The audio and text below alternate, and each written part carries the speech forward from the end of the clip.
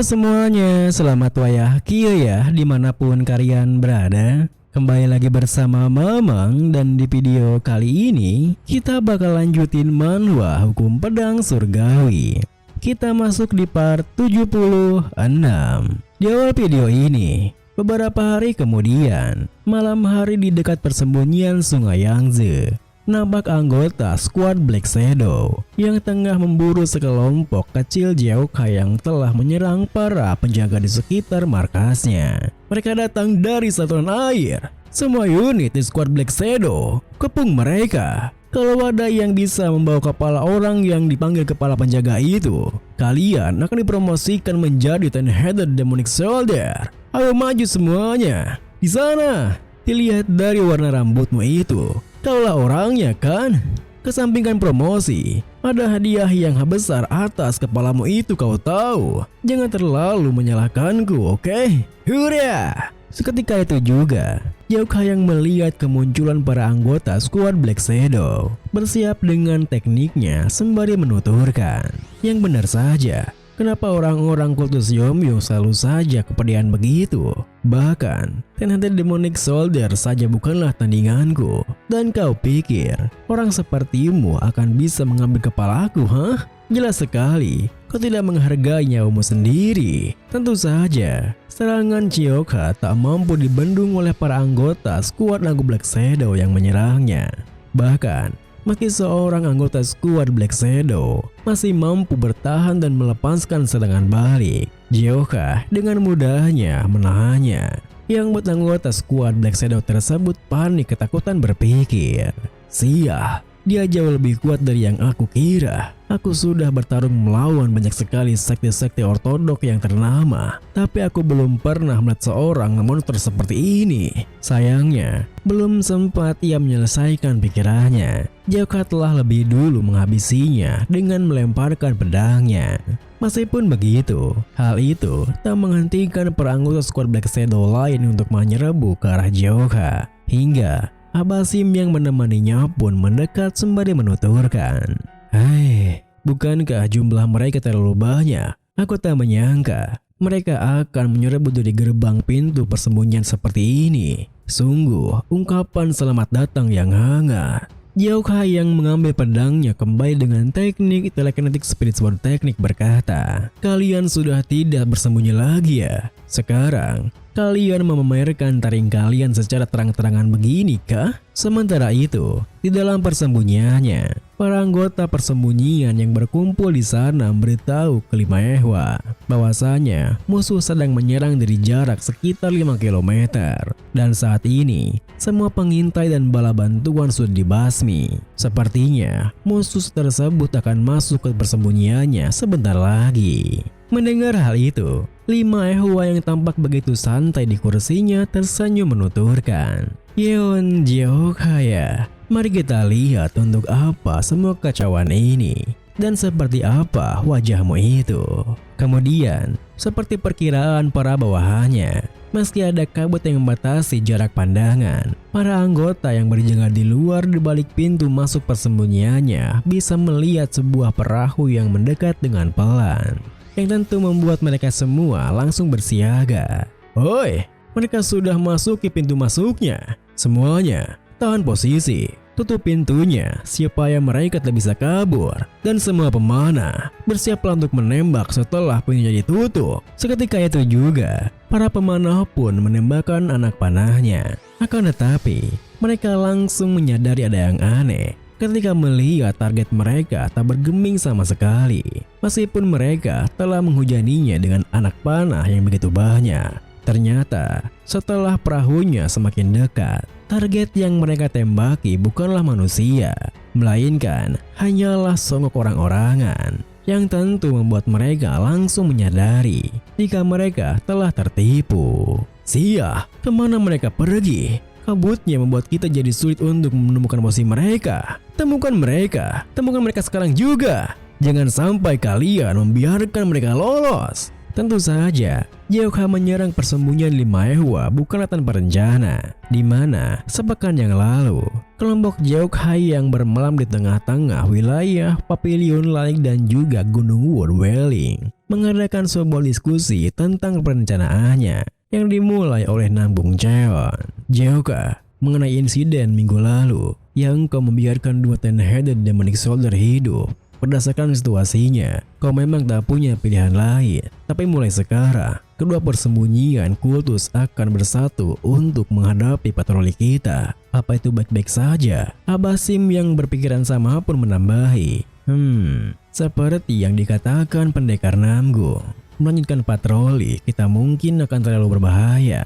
Persembunyian gunung selanjutnya kemungkinan besar punya kaitan dengan elit kultus Triomyo. Dinilai dari beberapa besar masalah yang ditimbulkan hanya oleh 4 orang ten-headed demonic soldier pada kita. Dengan pasukan kita saat ini, melawan mereka tampaknya mustahil. Dan juga kalau sampai ada 100 head demonic king yang terlibat, itu tak akan lagi menjadi sebuah pertarungan, melainkan akan menjadi pembantaian sepihak oleh kultus Seomyo. Maju secara sembrono hanya akan membuat pengorbanan yang sia-sia. Jadi, bagaimana kalau kita mundur satu langkah dahulu dan menilai ulang strategi kita? Mendengar hal itu, Jeokha yang bisa mencerna situasinya pun menjelaskan, ya, Pak Tuasim benar. Sejujurnya, aku ingin melihat seberapa kuat 100 head demonic king itu sebenarnya. Tapi, kalau mereka muncul dengan segerombolan dan headed demonic shoulder dan mengepung kita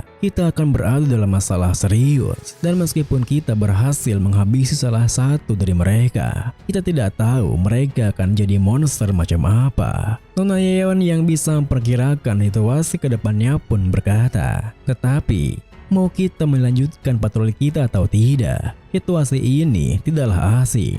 Cabang Pavilion Lake dan Gunung Wu Dwelling dari kultus Seomyo berlokasi cukup dekat satu sama lain. Bahkan meski kita mengubah arah sekarang, kita tidak akan bisa menghindari pengejaran. Jadi kita harus berpura-pura terus berpatroli, menipu musuh, dan membiarkan aliansi keadilan menyerang dari belakang. Bersamaan dengan Nambung Cheon yang setuju dengan rencana adiknya, pendekar Sewal Chasu yang melihat surat jawaban dari Aliansi Keadilan akan laporan sebelumnya pun menuturkan, aku sudah melihat jawaban dari Aliansi Keadilan sebelumnya dan mereka bilang bahwa mereka akan mulai perang segera, dipimpin oleh 3 orang master terhebat. Ratusan ahli bela diri yang merespon pemberitahuan Murim telah diterjunkan ke setiap divisi sekte. Mendengar hal itu, Nona Yeon pun melanjutkan, karena kedua divisi kultus Seomyo sedang fokus pada kita, mereka kemungkinan tidak sadar. Karena kedua divisi kultus Seomyo sedang fokus pada kita, mereka kemungkinan tidak sadar kalau aliansi keadilan telah bergabung dalam pertarungan. Jadi, kita lebih baik berperan sebagai umpan. Namun, meskipun rencananya terdengar masuk akal, Abasim yang masih merasa cemas bertanya, tapi Nona, apa kita benar-benar akan bisa bertahan sampai aliansi keadilan berhasil menyerang mereka dari sisi lain? Nona Yeon pun menatapnya menjelaskan, dalam kondisi kita saat ini memang tidak mungkin. Tapi kalau kita memanfaatkan medan di persembunyian Sungai Yangtze yang saat ini sedang dikendalikan oleh Dewi Gunung Wu, Lima Ehwa, mungkin itu bisa dilakukan. Area itu sudah lama dikenal dengan kabutnya yang tebal dan membuat penglihatan menjadi buruk, dan hutan di samping sungai juga membuat orang lebih mudah untuk bersembunyi. Seharusnya itu sudah cukup untuk mengulur waktu sampai aliansi keadilan tiba. Namun, sampai kita memasuki persembunyian Sungai Yangtze, kemungkinan musuh tak akan menunjukkan kekuatan penuhnya. Mereka akan mencoba menjebak kita di dalam persembunyian agar mudah dihabisi. Dan kebanyakan sumber daya manusia mereka yang seperti ten-headed demonic shoulder kemungkinan besar akan ada dalam divisi sekte.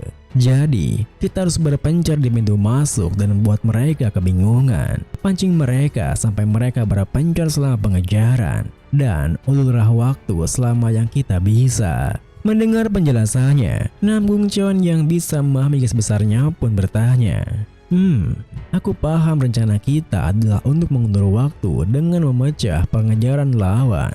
Tapi, kalau kita juga membagi pasukan kita sesuai saran Yeon, bukankah kita malah akan jadi semakin kesulitan untuk berusaha bertahan sampai aliansi keadilan tiba? Yeokha yang terpikirkan solusinya pun berkata, kalau begitu, kita perlu minta bala bantuan dari Bandit Union. Aku benar kan, Nonim?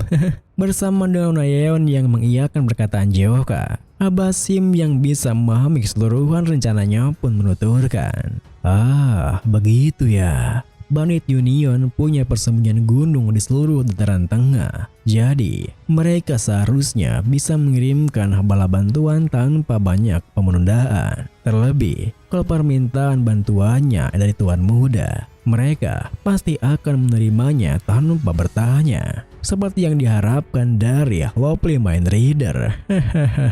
Namun, meski Abasim hanya memujinya begitu, Yeokha yang kesal karena Abasim juga memuji Nona Yeon berkata, kalau kau sudah mengerti, berhentilah mengoceh dan kirim elang pembawa pesan ke Bandit Union sekarang juga. Kita mungkin akan sampai di persembunyian Sungai Yangtze dalam seminggu.